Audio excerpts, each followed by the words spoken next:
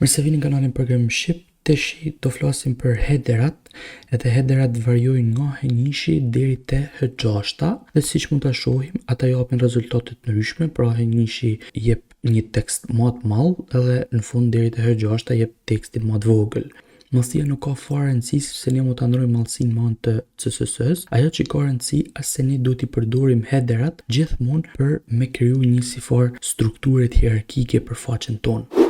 Për shembull, këtu te faqja e Tomit, këtu kena përdorur disa headera, po ta çojmë këtu te inspect për me pa HTML-n e faqes. Shohim këtu se kja është H1, pra kena përdorur një header H1 këtu, dhe po ta ulim poshtë këtu kena një header tjetër që është H2, gjithashtu kena edhe këtë tjetër përvoja punës që është H2 gjithashtu, dhe kjo këtu është gjithashtu H2, kjo gjithashtu H2, edhe kjo gjithashtu H2. Ç'a kuptojmë si më thonë nga kjo gjë?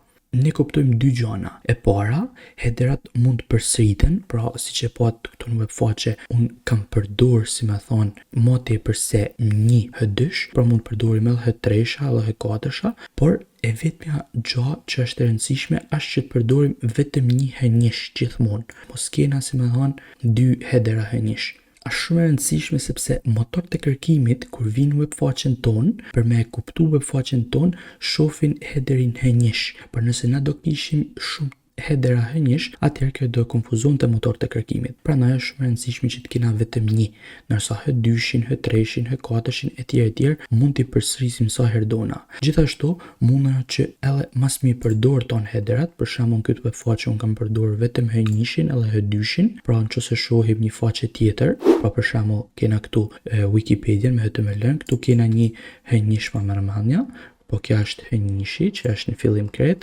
këtu kena gjithashtu kja është H2, kja development këtu besoj se duhet jetë H3, po është H3, dhe më poshtë për të ulim kena edhe headera tjerë, okay?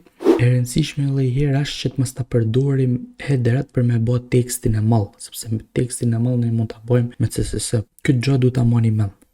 Okay, tashmë le t'i fusim këto headerat, le t'i fusim në webfaqen tonë, pra këtë webfaqen e Tomit. Pra le ta fusim fillimisht këtë headerin H1, unë pa kopjaj këtë, edhe po shtypi këtu H1, edhe po harruj këtu, qose e shojmë këtu, pret se i rash saj, pa i bim këtu, na ka dal headeri H1 këtu.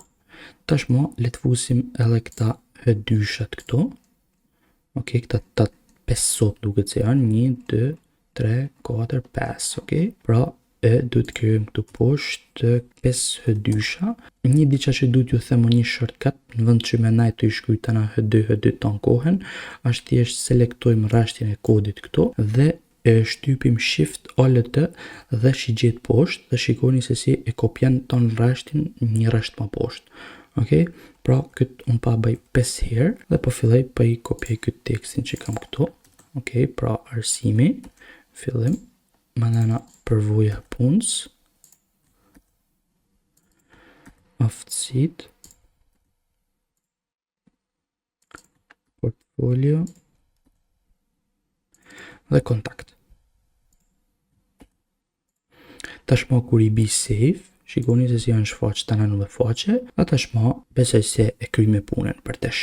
Pra tashmë ne dina se për çfarë përdoren headerat dhe dina se si t'i fusim atë në webfaqet tonë. Faleminderit që shikut këtë video, shihna në videot e tjera.